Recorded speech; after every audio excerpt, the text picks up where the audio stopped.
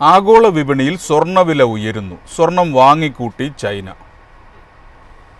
ആഗോള വിപണിയിൽ സ്വർണ്ണവില ഉയരുമ്പോഴും സ്വർണത്തിലെ നിക്ഷേപം ഉയർത്തുകയാണ് ചൈന ഉൾപ്പെടെയുള്ള ചില രാജ്യങ്ങൾ. ഈ ആഴ്ച സ്വർണ്ണവില വീണ്ടും റെക്കോർഡ് ഉയരത്തിലെത്തി. ഈ വർഷം RBI സ്വർണ്ണ നിക്ഷേപം കുറച്ചിട്ടുണ്ടെങ്കിലും കൈവശമുള്ള സ്വർണത്തിന്റെ മൂല്യം ഉയർന്നു. തുർക്കി ഉൾപ്പെടെ നിക്ഷേപം ഉയർത്തി. ആഗോള സമ്പദ് രംഗത്ത് അനിശ്ചിതങ്ങളുണ്ടാകുമ്പോൾ സുരക്ഷിത നിക്ഷേപം എന്ന നിലയിൽ നിക്ഷേപകർ സ്വർണത്തിലേക്ക് തിരിയാറുണ്ട്. പ്രത്യേകിച്ച് പണപ്പെരുപ്പം ഉയരുകയും റിസ്കുള്ള ആസ്തികൾ തിളങ്ങാതിരിക്കുകയും ചെയ്യുന്ന സാഹചര്യത്തിൽ വ്യക്തിഗത നിക്ഷേപങ്ങൾ മാത്രമല്ല, ലോകത്തെമ്പാടുമുള്ള കേന്ദ്ര ബാങ്കുകളും സ്വർണത്തിൽ നിക്ഷേപം നടത്തും. ഇപ്പോൾ മത്സരിച്ച് സ്വർണം വാങ്ങുന്നതിൽ മുൻപന്തിയിലുള്ളത് ചൈനയാണ്.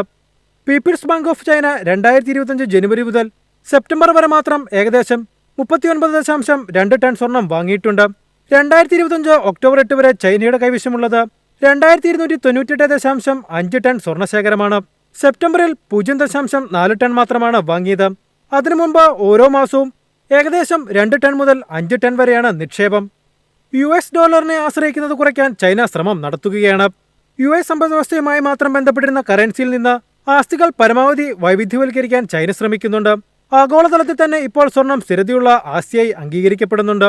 യുദ്ധത്തിന്റെയും അന്താരാഷ്ട്ര ഉപരോധങ്ങളുടെയും രാഷ്ട്രീയ സമ്മർദ്ദങ്ങളുടെയും ഒക്കെ പശ്ചാത്തലത്തിൽ സ്വർണ്ണ നിക്ഷേപം സുരക്ഷിതമായിരിക്കും.